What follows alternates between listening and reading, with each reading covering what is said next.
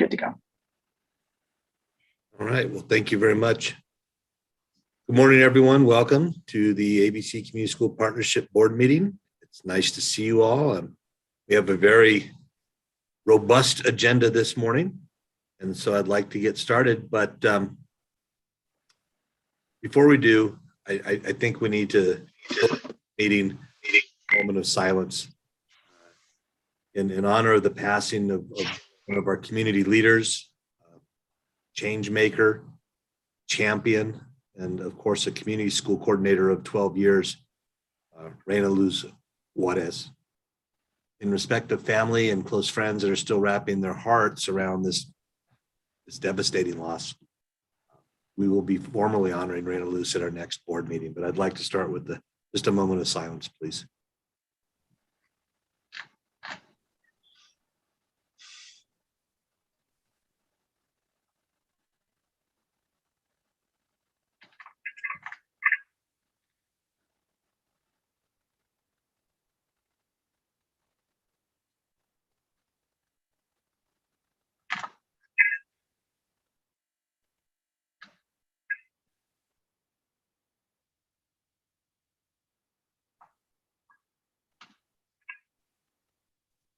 Thank you.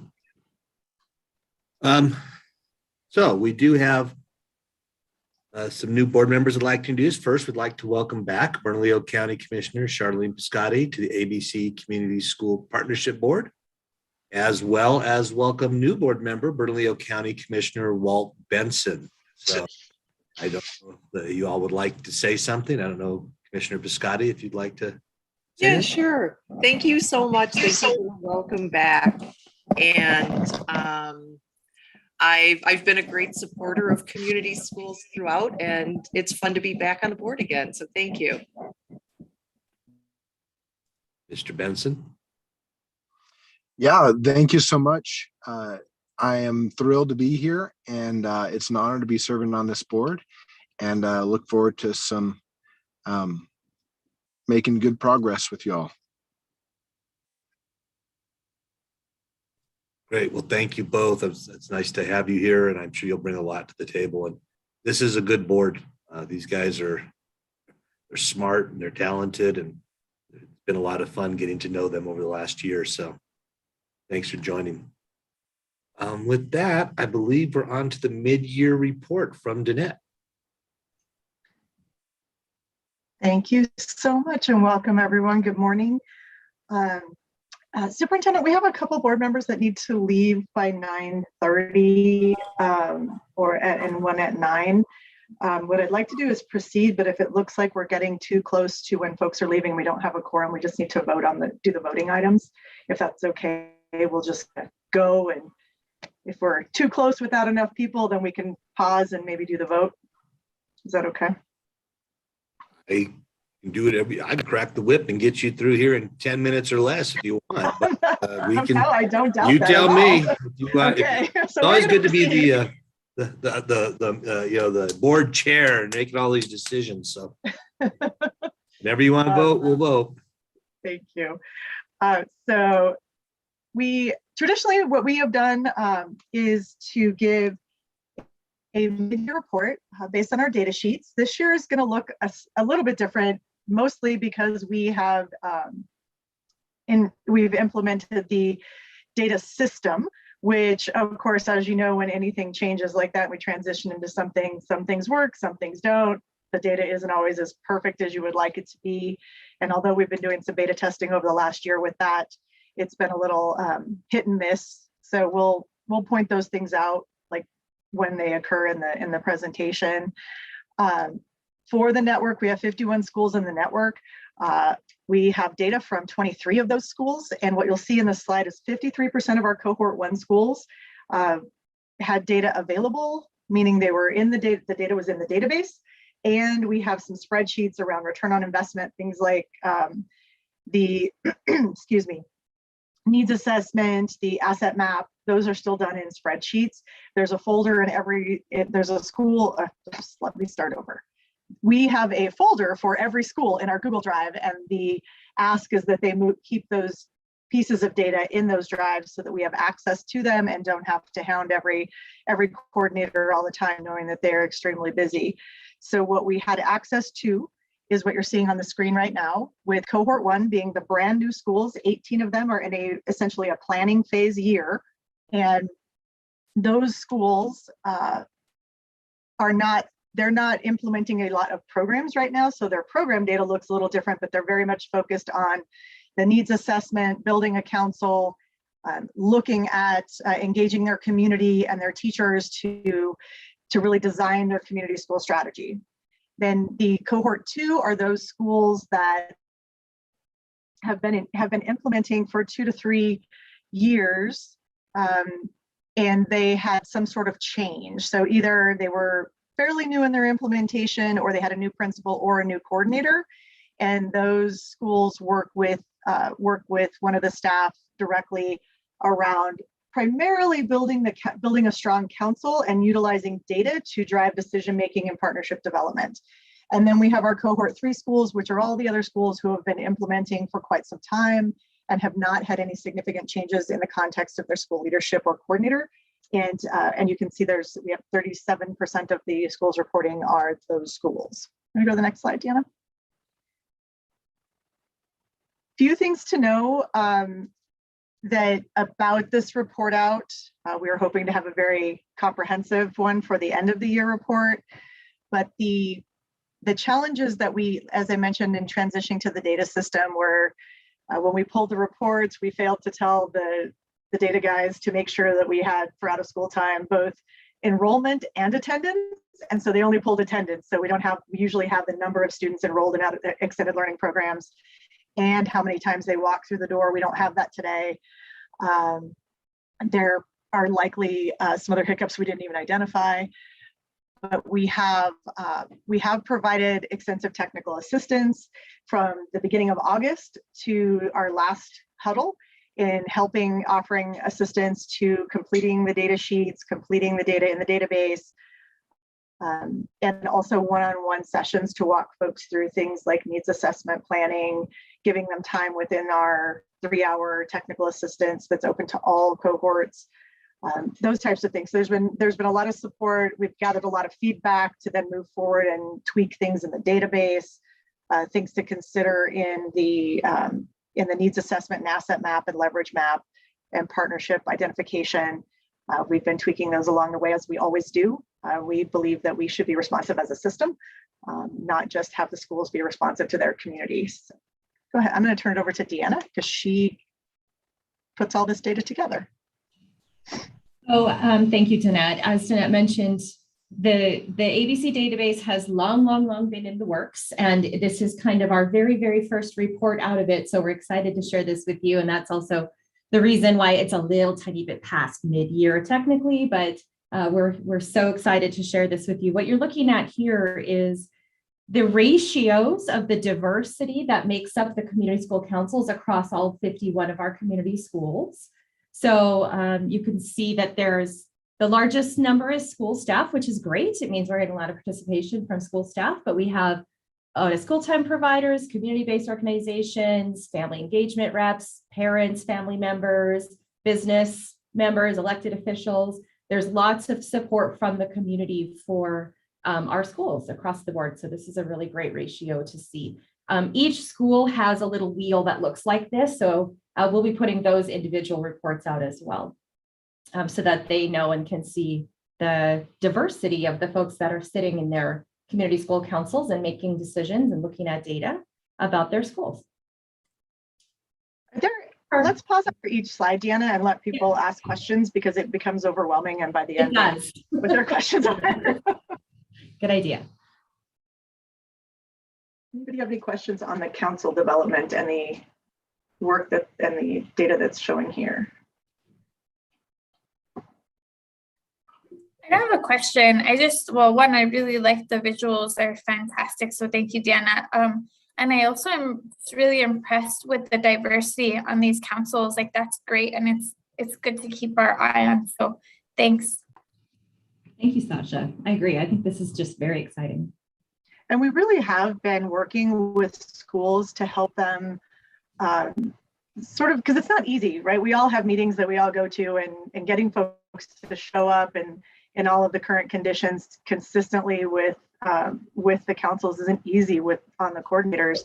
So the cohort 1 and 2 specifically have really been focused on the diversity sectors, and then also do those people reflect the school community as well?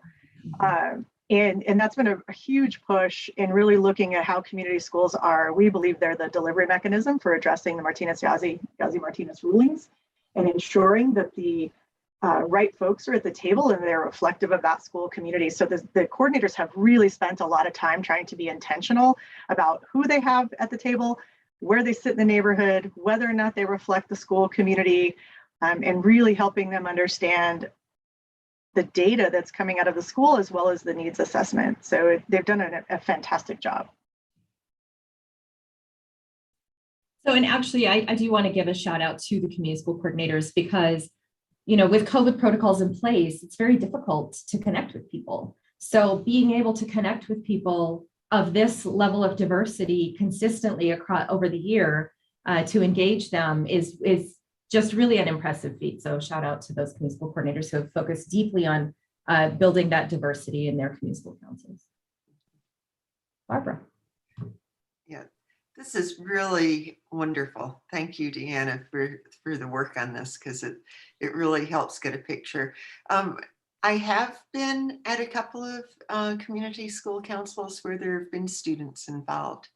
And so I'm wondering if that should be added. It should. I actually think we just missed it. Yes, thank you so much for that. Oh, yes, I will make a note. Thank you. Thank you for that. There are quite a few councils with students. Okay, so these are the 4 pillars of community schools.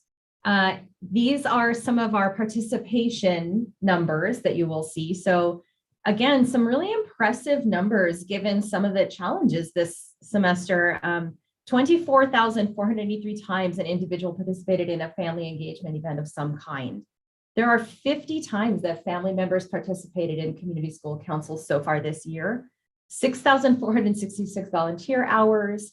So far, there have been 111 community school council meetings held. 81 of those were attended by principals, which I think is amazing, given how much principals have going on right now. 499 times a stakeholder attended. So on that diversity wheel, that represented 499 times that those people attended.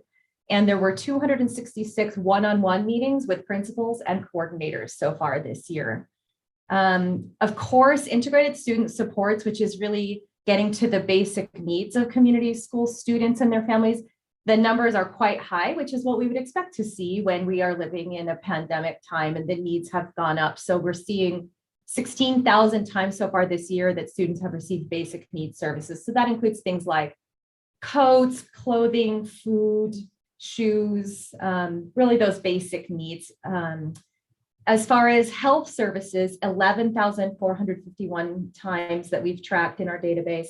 That includes services such as physical health, behavioral health, dental referrals, and counseling. And then 191 times that students or their families have accessed legal services. The majority of that, about 160 of it, is housing issues, which we know has really bubbled up to the top as an issue. I will also say that there were also thousands of numbers in integrated student supports that accidentally didn't get attributed to a service in particular. So we've made a change in our database so that that doesn't happen anymore. So we'll have more accurate numbers in our end of year report, because there was a lot that we were like, oh, what is that? We don't know. So that was just a learning experience for us with our database. And then our out of school time, I think what's really interesting about this is we just barely started out of school activities really. And there have already been 236 activities that are going. 321 students on average are attending. And so far we've had 43,000 times that a student has attended an out of school time activity this semester. This school year up to this point. And I just want to add, so some schools had out of school time activities happening through their Title I dollars and other spaces at their schools throughout the year. In particular, the funding that is provided that is from the city of Albuquerque to broker the out of school time just started. And it's not been easy for schools because typically a lot of schools work with their school staff as well as community partners. And, school staff are a little overwhelmed and busy. And particularly with a number of the community schools that are doing an extended day program, which means they have another hour after the core instruction ends to do what they're calling Genius Hour and enrichment. So it's really impressive that they were ready and got this off the ground as soon as we could make the money available. And also just again, reminding that this is only 23 of the 51 schools. So we know things are happening. We just don't have access to the data or the reports have not been completed. And so this is, I would say, on track to being well above years in the past. Any questions?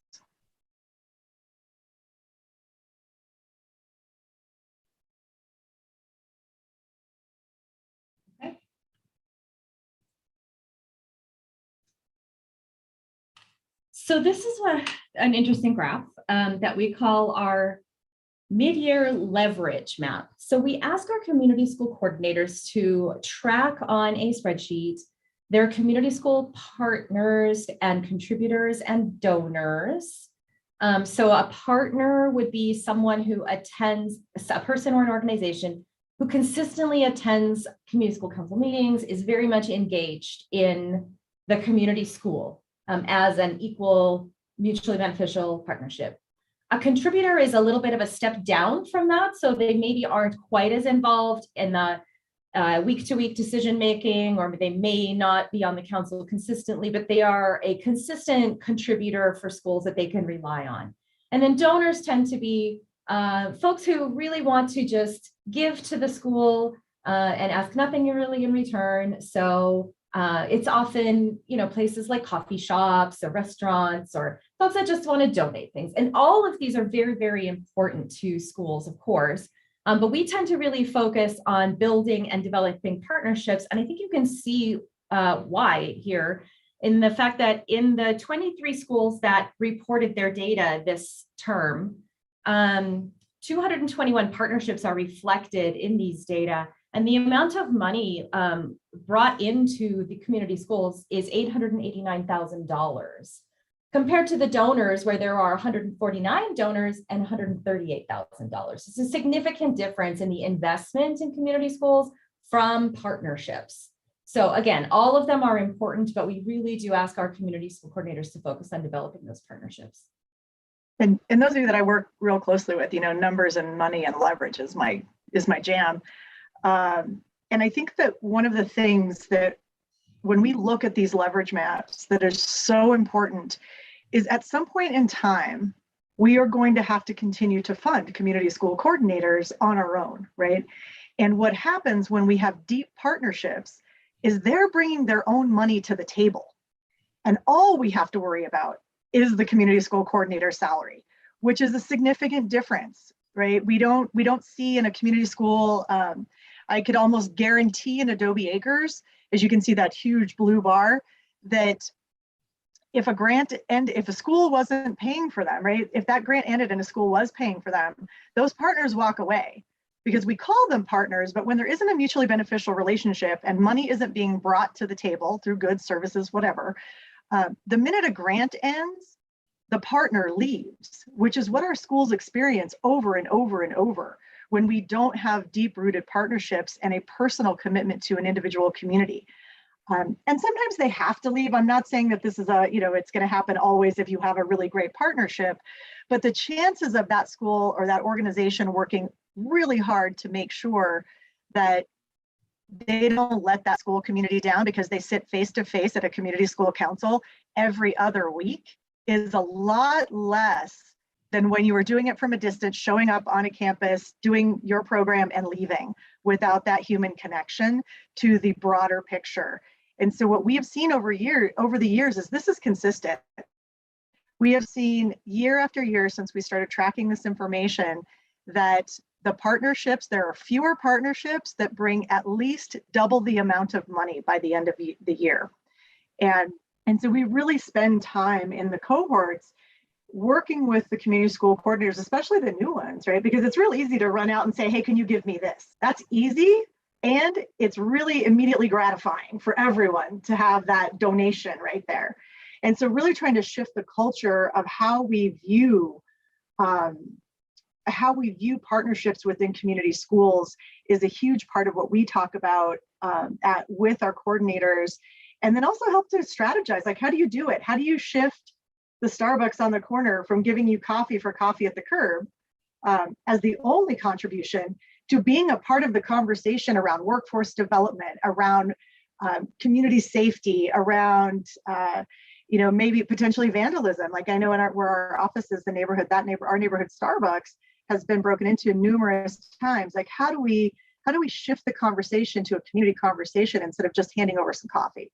Because that's what's going to help us advocate for education. So this is tremendous data. Thank you, Deanna. Any questions? Hi, Deanna, it's Peggy. This just tells us a whole lot about how important community schools are, and just having these partners. I just feel so thankful to them for everything that they do for our schools. And I don't know if there's some way to really try to recognize these partners in a way to highlight them. I think that would just be something I think the partners would really appreciate. And I know you have so much to do, but these are people that are really part of our community and that are choosing to give. And of course, to the contributors and donors, like, thank you so much. But when you look at those partnerships, my goodness, we just couldn't ask for more. So I would just like to somehow recognize them and put that really out there. These are 221 partners. So just thank you to them. That's a great thought. Thank you for that.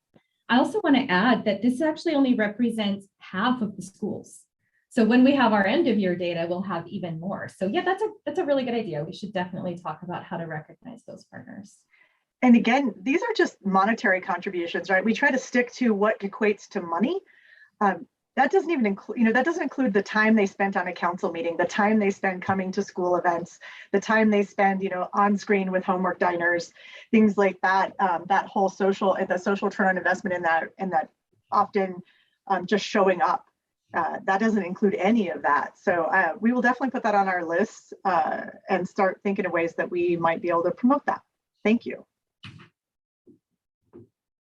Okay, so just to reiterate, that was 23 schools total reporting this term and an average of $1.2 million.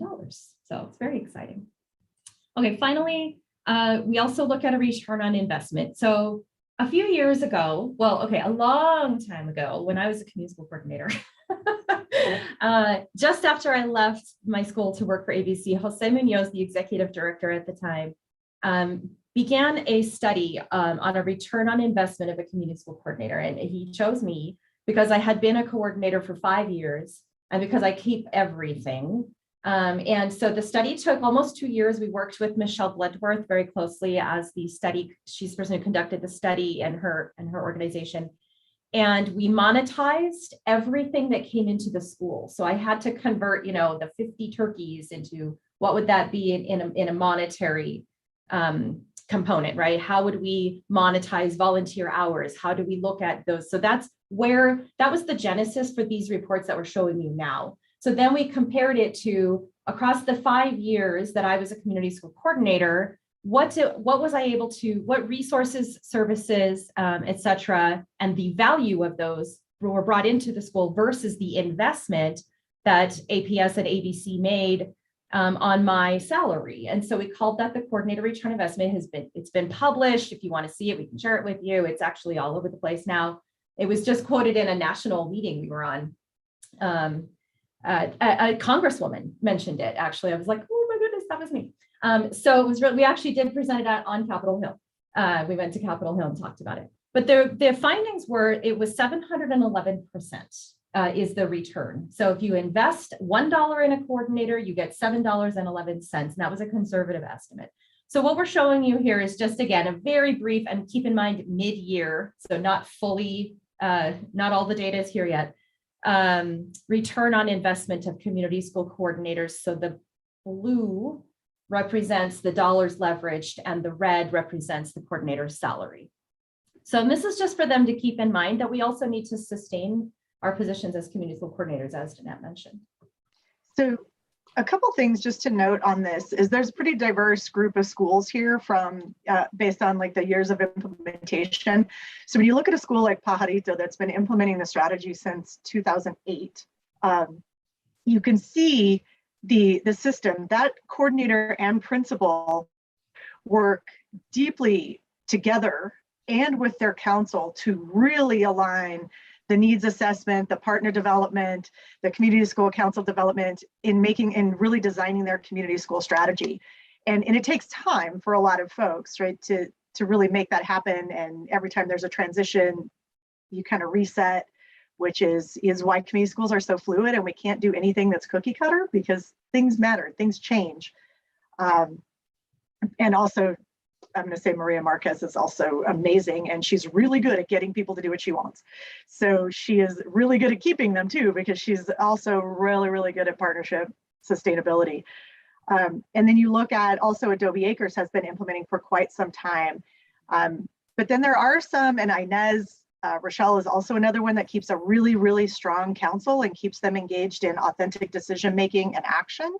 Enrico. Oh, just quick question. I don't know if you can hear me. I was having a little technical difficulty. So on this spectrum or on this line, like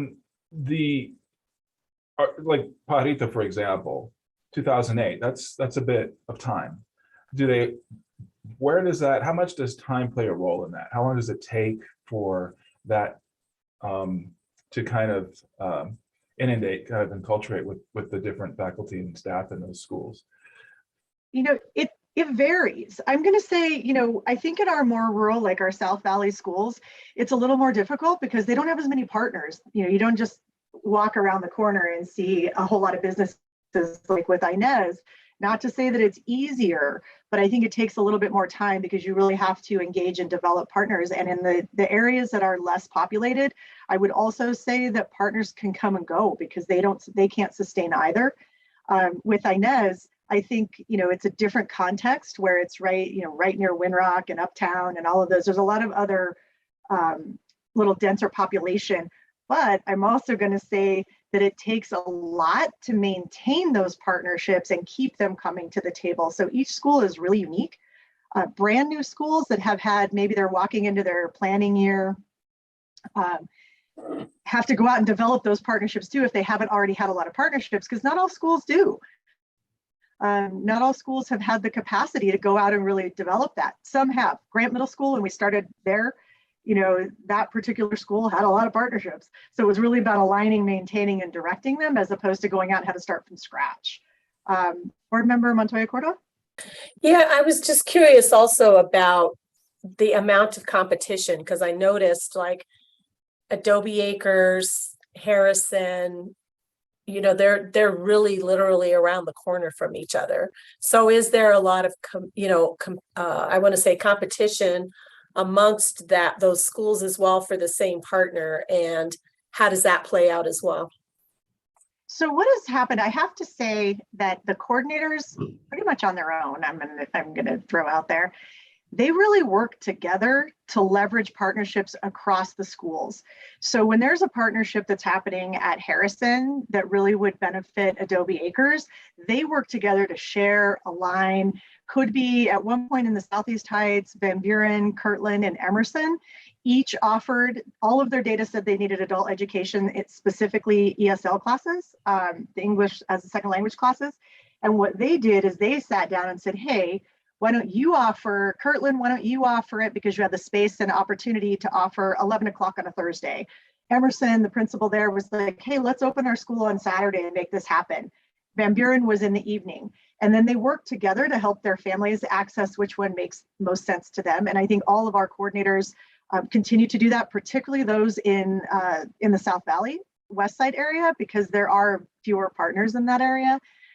They meet on a regular basis together as a group. Then they also meet as a network across all 51 schools. I know that RFK, because they've been involved with ABC because of their principals' involvement in other schools, they also sort of collaborate together. And if they have additional partners, they want to help make sure that Rio Grande and other schools have access, particularly when there's no coordinator at those sites. So the coordinators are brilliant at doing that. Thank Any you. other questions?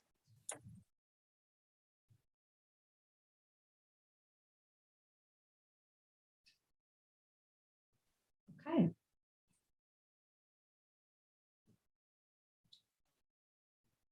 So our community school bright spot today, we randomly were having conversations and got so excited about what we were hearing from principals about their enrollment that we just wanted to share a little bit. We'll keep it kind of brief on this one, but as we know, the pandemic has really hit every school district in our country really hard, with folks finding alternative ways to be educated. But prior to that pandemic, we had a number of community schools whose enrollment had been on the decline for years. One of those schools is Los Parias. And Los Parias, when they decided to focus on a community school strategy during their transformation process with the state, had 196 students. That was, I lose track of time, but I'm gonna say about 5 years ago. Superintendent, if I'm incorrect on that, when they took over the MRI, that one under the most needing improvement status or whatever that was. Their focus was to truly engage that community because they felt like the school had really become separate from the community. And I know I saw the principal Cesar on, and I think Rosa as well, the community school coordinator. They really looked at how do we get our parents back in the door? How do we get our parents to then kind of promote that we're all right. You know, we want you here. We want to be a part of your community.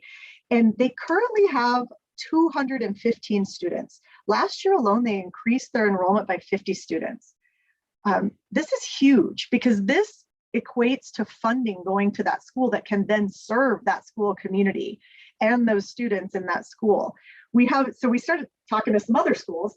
Emerson had seen a pretty significant decline in their enrollment over the last 6 years, or up until last year.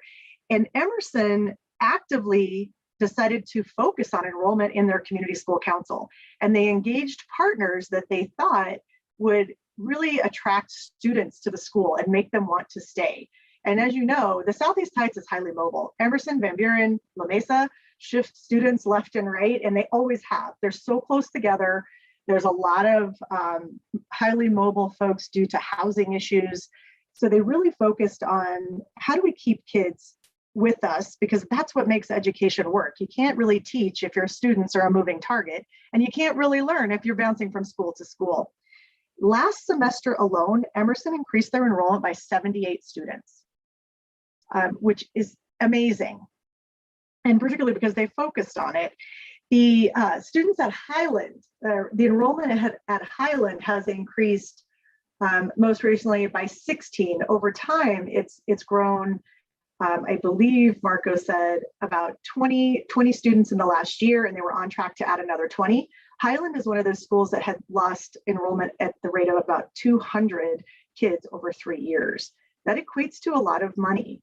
And they really attribute this to just their shift in trying to meet the needs of students and families. And of course, just being a community school, putting the label on it is not what's going to increase enrollment, right? It's about the focus and effort in looking at how the school functions, what students and families want, how we put it together. That's the strategy. There's also Albuquerque High is up 40 students. West Mesa is up 155 students.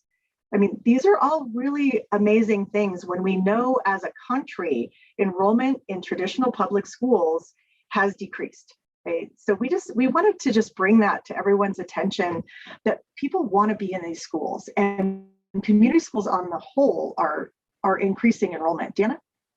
I just wanted to add Thorne as well. The community school coordinator said that just a few weeks ago, they had 5 students enrolled every week, that people really want to, this is what she said, people want to come to Hawthorne because they know it's a community school, which is just amazing. So yeah, this is, you know, I'm sorry, go ahead.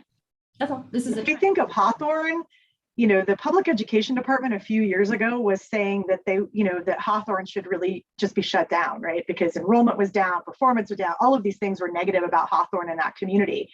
And they have really moved to a different space at Hawthorne with strong community engagement, strong family engagement. And I know Board Member Peterson, you sit on their council and have attended since the very beginning. I don't know if you want to add anything about that school and what you've seen over time. I think what's significant about Hawthorne is the level of participation of both staff, administration, community. The neighborhood association is a very active and vibrant part of that, along with some of the other partners, and really work as a council to reach out to the community. But I think one of the significant things too is that it really goes beyond just those supports and engagement. It's really being able to focus on what's needed, what's important. Last year, they really focused on attendance. This year, they've got a slightly different focus just based on need and being aware of what that need is because of the dynamic and rich relationship and participation between staff and community. Thank you. I just can't say enough how the coordinator, principal, and council, that collaborative leadership pillar, is the core to making sure that the right students and families get the right programs and services at the right time, but also that we're looking at what they want and making sure that happens at the right time for the right families. And I think we see this, our coordinators tirelessly work with their administrators to do this work, and really keep these things in mind while also juggling all the core instruction things that have to happen, right? And right now, they're also doing a whole lot of other things that they would have never had to think that they would ever have had to do. So we just really wanted to give a shout out. And I'm sure that many other community schools have this information as well. It's just that these came up in conversation. Hawthorne was highlighted in New Mexico Kids Magazine this week. And so we just had some quick conversations with folks that have reached out to us, and we'll be adding this to our data report at the end of the year to really see some of our outcome type things. So I'm going to turn it back over to you, Superintendent. Great, thank you. I'm glad we got here. We do have two voting items, and I hope you've read them. One is going to need a roll call vote, I believe, because we have to count the number of yeses, nos, and abstains. Am I correct on that one, Deanna? Okay. So our first item in front of us is the resolution to act as a community-wide leadership structure for all community schools in Bernalillo County.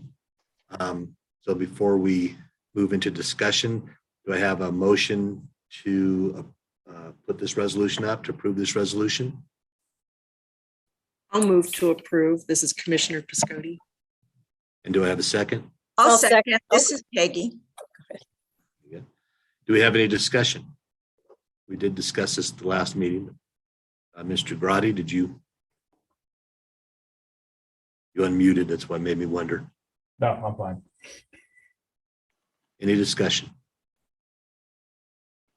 All right, then at this time, I'd like a roll call vote, please.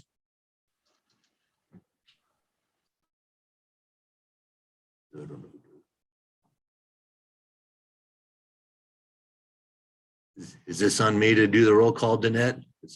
Sorry, I thought I unmuted. It's me. I'm talking to myself. I thought I unmuted. Sorry about Okay. that. Board Member Peterson? Yes. Superintendent Elder? Yes. Commissioner Piscotti? Yes. Board Member Mueller-Aragon? Yes. Marjorie? Yes. Enrico? Yes. Rodney?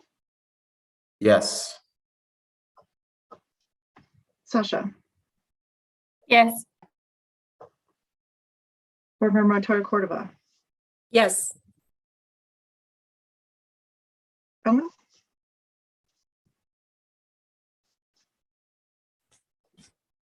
Who did you say? You, sorry. Ellen. Oh, I thought so, yes. Commissioner Benson? Yes. And that should be it. Thank you. Thank you. And then we have one other item, and this doesn't recall a roll call. It's the approval of the draft minutes from January 2022. I have a motion to approve. I'll move for approval, Yolanda. And a second. I'll second. This is Sasha. Excellent. All those in favor, please say aye. Aye. Aye. Aye. And all opposed? All right, very good. And we are done with the voting items. I know a number of you are going to have to leave, so thank you very much. I think we've got an announcement before we do this. Is that correct? In terms of, I believe, Ms. Peterson, you have an announcement?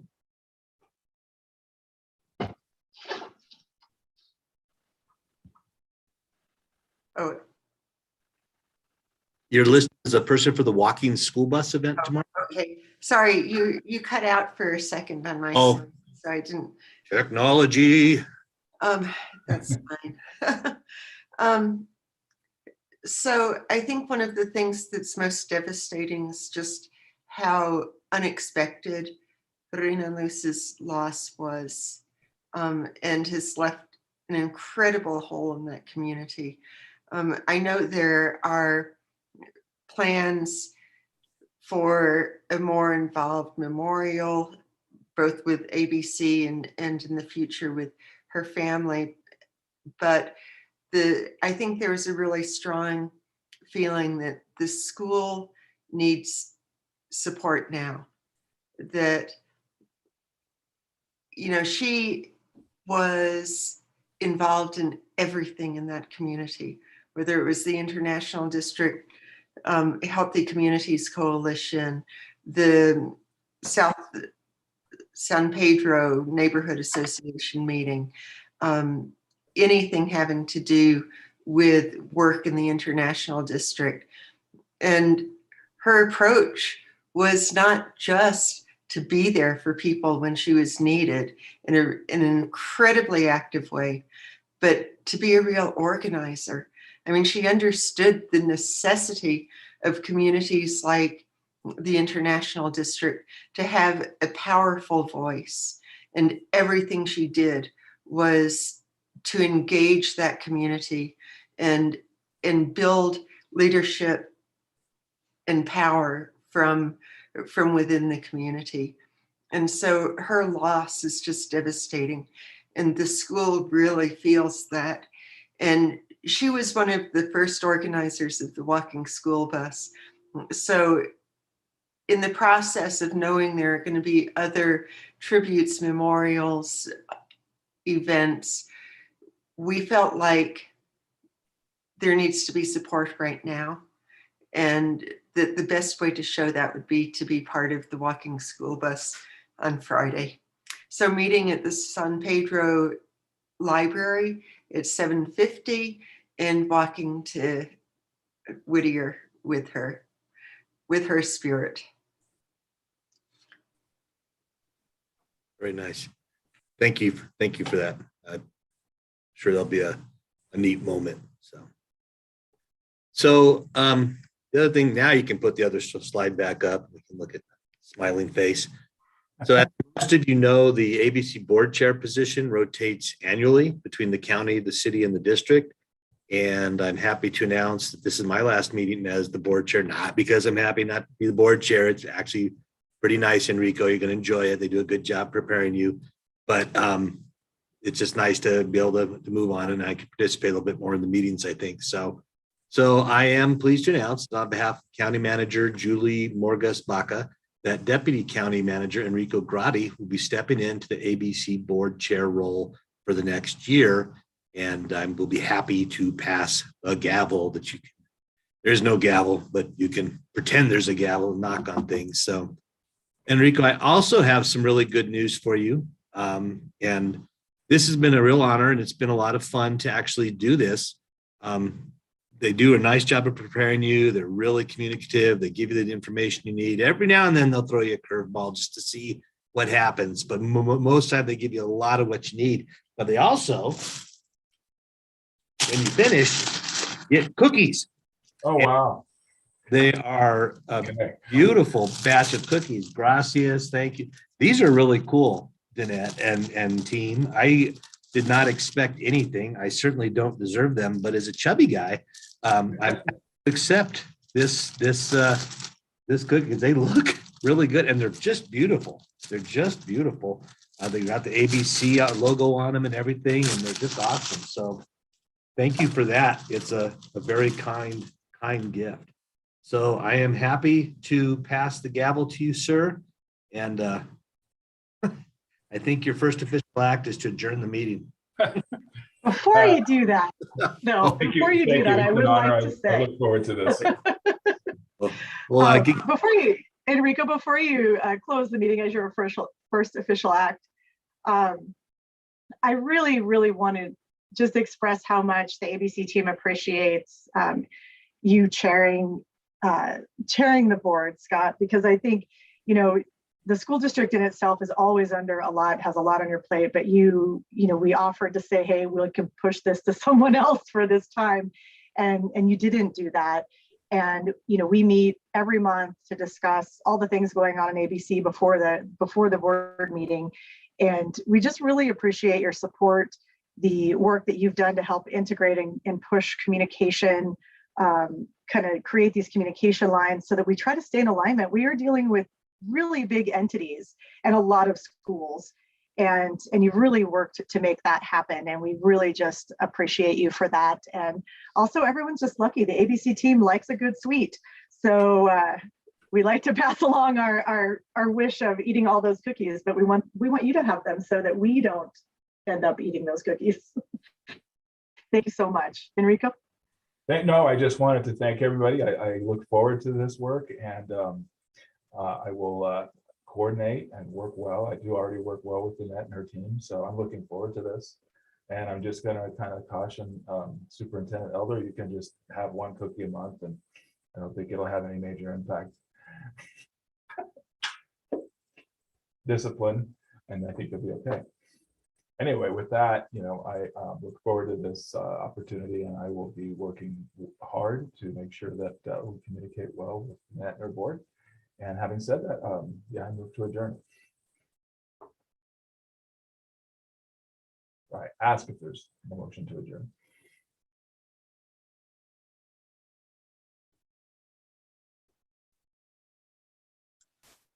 Enrico, you just asked for a motion to adjourn? I did. I so moved. And this is Marjorie, I'll second.